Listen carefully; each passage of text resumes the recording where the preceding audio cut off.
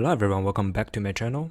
Now I would like to show you how to calculate NMR properties using GIPAW package in Quantum Espresso. So if you followed my tutorial before, you already run the command of make all. However, this will not make the GIPAW package in Quantum Espresso.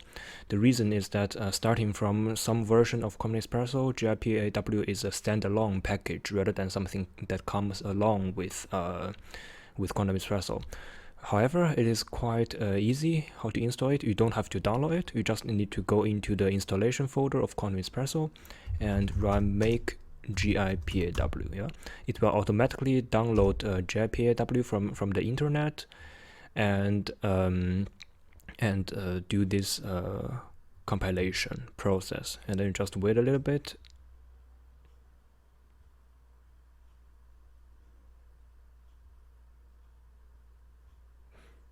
Okay, so now it's finished.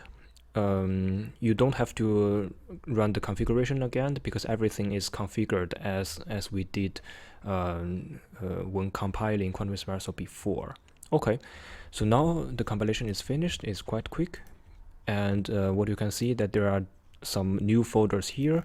One is I think this is the installation code, and this is basically the program, and in the bin folder you will see the gipaw.x.